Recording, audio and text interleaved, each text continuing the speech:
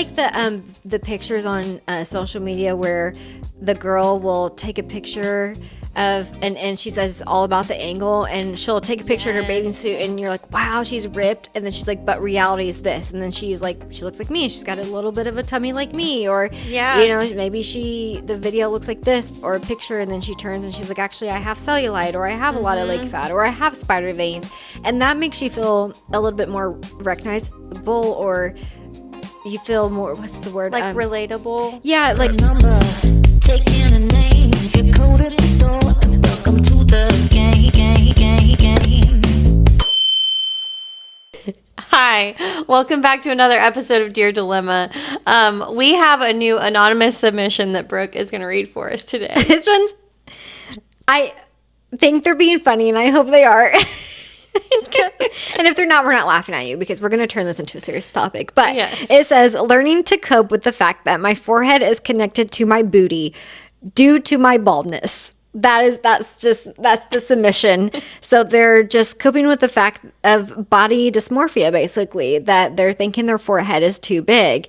Our advice to that is everyone has flaws of their body. Everyone doesn't like things about their body. Like, I have small lips, so I went and got lip filler, and I may look silly, but I wanted to try it out to see if I would like looking like I have bigger lips. Or I don't like my nose. I think my nose is too big, and I don't like that. Or like looking, we're getting older. Yeah, we're getting older, so I start looking at my double chin and like my legs and cellulite, and I'm thinking, okay, like, you're not 18 anymore, like, you're in your 30s. You gotta now accept this new body, and like, you may be different with having a child, and it's so hard. Your body changes so much. And then I noticed I started getting like those little spider veins in my legs, and so now I kind of feel self-conscious wearing shorts, because I'm like, man, like, I didn't ever used to have those. I know, and like, unless you're like tan, you don't really notice them much. I'll take my cellulite if I look tan, because everyone like tan just makes you look better all the time. Like, if I'm gonna be a little double chin, I don't, not where the body weight where I want to be, at least I'm gonna be happier when I look tan. And body dysmorphia is a really serious clinical diagnosis too. So on that side of it, being very serious about it, I think the person writing in, like, it was kind of making light of the situation, like being funny and stuff. But we could be getting pranked. It could be someone that we knew. Yeah. We don't know. But we're going to talk about it seriously. Yeah. For those that do struggle with body dysmorphia, because it is a real thing. It's challenging. And there's so many people that they're so fit, they look great, they all these things, they're very attractive, and they look in the mirror and they're like, I see a fat, disgusting person, or vice versa. It's just like, people don't actually see what's there, and they can get complimented all the time, and social still media not makes it worse. understand. I like the pictures on social media where the girl will take a picture of and she says it's all about the angle, and she'll take a picture in her bathing suit, and you're like, wow, she's ripped, and then she's like, but reality is this, and then she's like, she looks like me, she's got a little bit of a tummy like me, or maybe the video looks like this, or a picture, and then she turns and she's like, actually I have cellulite, or I have a lot of leg fat, or I have spider veins, and that makes you feel a little bit more recognizable, or you feel more, what's the word, like relatable. Yeah, like Selena Gomez years ago came out with her swimsuit line. Yeah. And she wasn't that 18-year-old on Disney Channel tiny body. Like, she filled out, and she was a little bit thick, as they say. Like, she wasn't overweight, but a lot of people are saying, no, she's overweight. She has curves. Yeah. And I was like, oh, I've never felt more seen by a celebrity who finally was like, hey, this is who I am. Yeah. You're going to take it. And if you don't like it, that's fine. I mean, she's got lupus, so her weight fluctuates. And people that have that too, that could be frustrating, or whatever. Yeah. Disease or autoimmune disorders, all different that make you, even like the pictures about women suffering with PCOS or endometriosis that have a lot of like bloating difficulties. Like, it looks like they're 6 months pregnant, and then the next day they're not, or depending on what they eat, or fluctuations in the day, or their cycle. So I think that's kind of interesting too, because I think there's a lot of women that struggle with that. I like that's the part of social media that I do like, because we do have a mutual friend that has been very vocal about her PCOS journey. Yeah. And endometriosis, if I said that right.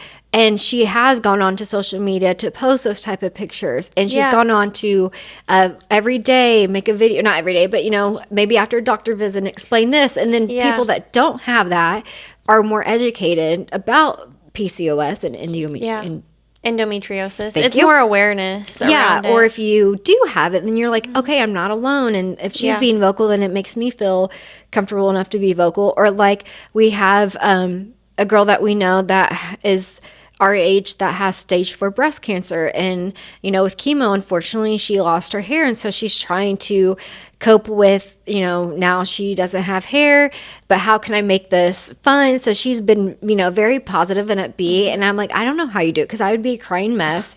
But you got to make the light in the situation. But then because of her going on social media and explaining things and saying this is why this, or this is how I feel today, it just gets people to be like, okay, now I understand where you're at or where you're coming from, and that's how I felt, or I'm getting ready to start chemo, and thank you for being like a light for me to see, because now I'm comfortable enough to, yes, it's going to be hard losing my hair, but you bought a lot of wigs, and you're kind of showing how it's fun to have short hair one day and long hair the next, and blue hair and pink hair, and I think we have all these ideals of what is supposed to be like a perfect person, most attractive, most popular.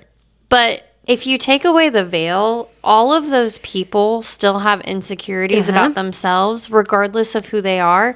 It's just that you don't see that side sometimes, or people aren't willing to admit it to others. Yeah. But the people that are willing to just go out there and be brave and say, these are the things I don't like about myself, and it's okay, and that's normal, and we all have things that we're insecure about. So this person might be conscious about their forehead or about being bald. I think it said both, maybe a little bit.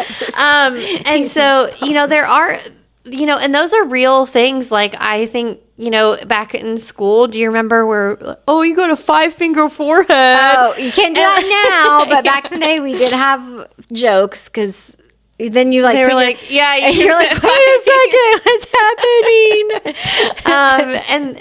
And then balding, of course, like especially men too. I feel like there's some guys that have balded really early, like or gray 20s, and they're completely bald or something. And I'm sure that they feel insecure about that starting out, because they're like, well, I got to basically shave it, or I'm going to look like a monk or something. Or you have to get is it toupee? Yeah. Or that, which those have come a long way, too. You can go to Turkey and get, like, hair plugs. Mike from Jersey Shore did that. He kind of finally admitted it. That would be painful. I would just do a toupee or shave it. Some of them look really good, too. I don't know if you've seen those, like, on TikTok. We've come a long way with that, I think. Yeah, it's just hard. I mean, I think everybody has insecurities, and if you really truly suffer with body dysmorphia, or you think you do, our advice would always be to seek counseling with a real true professional. Brooke and I are just here like as friends, basically kind of talking to people. Yeah, we're not trained to give advice for that series of things. Our advice is more just like, if you were our girlfriend or our guy friend, that's how we're talking to you. And some people have, they've gone out and they've got nose jobs because they feel like their nose is too big. And if that, is what you want to spend your money on and that makes you happy, that's fine. Like, I always joked, said, if I ever did anything plastic surgery, I'd always get rhino and get a smaller nose. But then if I have a kid and they're gonna be like, well, Mom, why is your nose so small? Mine looks like this. I'm like, oh, I'm sorry, buddy. I don't know what happened to you. But like, because I always got made fun of. I would always get made fun of as a kid. But now that I'm older, I'm like, this is what God made me to look like.